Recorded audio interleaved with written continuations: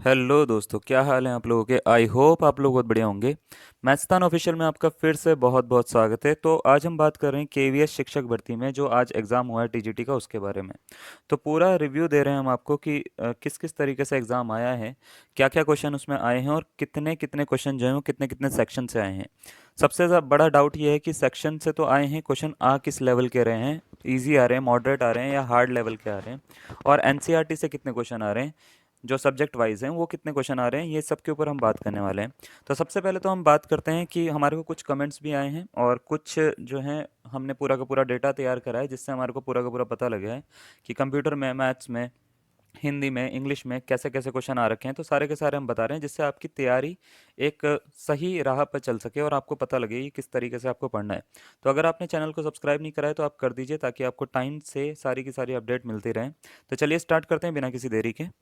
तो देखिए, ये हमारे ही सब्सक्राइबर्स के जो हैं वो कमेंट है हमारे को। जैसे एक सब्सक्राइबर ने बोला है कि सीडीपी में जो है सिर्फ 15 क्वेश्चन थे। अब इसके ऊपर भी हम बात करेंगे क्या, कहाँ कहाँ से क्वेश्चन आए थे और क्या क्या पूछे गए थे, जैसे कौन कौन सी फुल फॉर्म पूछी गई थी, क्या क्या चीज़ें पूछी गई थी, सबके बारे में बात करेंगे। 40 प्लस जो है वो सेंटेंस टाइप क्वेश्चन थे, 12 सिंगल लाइन थे, मल्टीपल चॉइस थे 20 क्वेश्चन।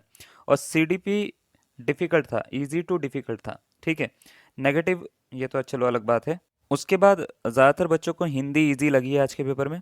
हिंदी में उन्होंने कहा कि एक पैराग्राफ आया था, उसी पे ही 2-3 क्वेश्चन पूछे गए थे। पैराग्राफ क्या था उसके भी बारे में बात करेंगे हम। तो देखिए, अगर पूरा रिव्यू की बात करें कमेंट से हटके, तो इंग्लिश में जो है वो आपसे पूछा गया था एक्टिव पैसिव, सेंटेंस जंबल जो होते हैं उसका पूछा गया था। वोकैब नहीं थी इस बार, ठीक है, वोकैबलरी नहीं थी। हिंदी थोड़ी सी इजी आई थी और उसमें एक बहुत छोटा सा अंडरस्टैंडिंग बेस्ड पैसेज था, जिसका टॉपिक मन की शांति से रिलेटेड था, ठीक है, ऐसा कुछ था इसमें। ऐश्वर्य का जो है एक पर्यायवाची पूछा गया था, यानी ऐश्वर्य का पर्यायवाची क्या होता है। और वृष्टि का विलोम पूछा गया था। टोटल 10 क्वेश्चन ऐसे हिंदी के थे, मतलब टोटल 10 क्वेश्चन हिंदी के थे, जिसमें ऐश्वर्य का पर्यायवाची पूछा गया था, वृष्टि का विलोम पूछा गया था। रीजनिंग में अच्छे लेवल की रीजनिंग आई थी, मॉडरेट टू डिफिकल्ट थी। रीजनिंग में दो क्वेश्चन जो थे वो एमसीक्यू, जो दो एमसीक्यू थे वो बैंक लेवल जैसे लेंदी थे और डिफिकल्ट थे। बाकी जो है वेन डायग्राम, ब्लड रिलेशन का क्वेश्चन कम ही आया था, ठीक है। और एमसीक्यू थे जो कि लगभग ज़्यादातर बच्चे कर पाए थे। कंप्यूटर की बात करें तो कंप्यूटर में टोटल 5 से 6 क्वेश्चन थे, जिसमें कंप्यूटर में वॉलेटाइल मेमोरी, एमएस वर्ड के ऊपर डिफ़ॉल्ट ओएस कौन सा है, मेमोरी के घटते क्रम में लगाना, S T T double HTTPS सबसे सिक्योर है इनपुट आउटपुट की फॉर्म में, क्वेश्चन एक्सेट्रा थे, ठीक है। उसके बाद सीडीपी में बात करें, सीडीपी में टोटल 14 से 15 क्वेश्चन थे, ठीक है।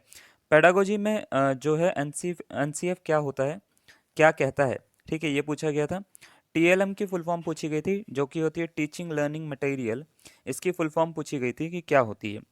लर्निंग में क्या चेंज होता है, सोशलाइजेशन, कंस्ट्रक्टिविज्म, ऑटिज्म से सवाल थे। 2-3 एमसीक्यू ओल्ड पैटर्न से कह सकता हूँ मैं, या आउट ऑफ सिलेबस थे, जैसे स्वस्थ मन या स्वस्थ तन में ही स्वस्थ मन का विकास होता है, किसने कहा, ऐसे थे ज़्यादातर। और ज़्यादातर क्वेश्चन जो है वो मैं ये बोल सकता हूँ कि अंडरस्टैंडिंग बेस्ड थे।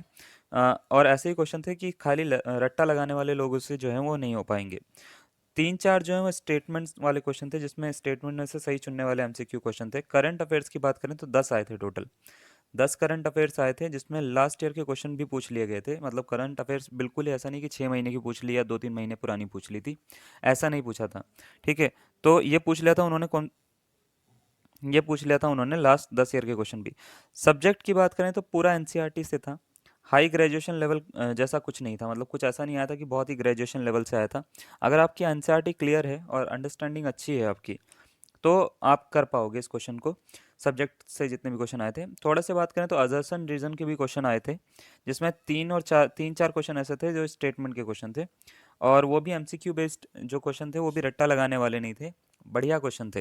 तो अच्छे क्वेश्चन थे, मॉडरेट टू डिफ़िकल्ट क्वेश्चन इसको मैं बोल सकता हूँ, ये थे। मैथ्स में 10 क्वेश्चन ऐसे थे जो कि इजी टू मॉडरेट लेवल के थे, यानी ज़्यादा टफ नहीं थे, आप कर सकते थे, ठीक है। फ्रेंच रेवोल्यूशन के बारे में क्वेश्चन एक पूछा गया था। सोशल कॉन्ट्रैक्ट के क्वेश्चन जो है वो भी पूछा गया था एक। तो ये सारा का सारा जो है ये अभी का, जहाँ तक मेरे को पूरा का पूरा मिला है उसके हिसाब से ये पेपर का रिव्यू है। इसके साथ ही आगे के रिव्यू भी हम देते रहेंगे, तभी हमारे साथ में बने रहिए। थैंक यू, धन्यवाद।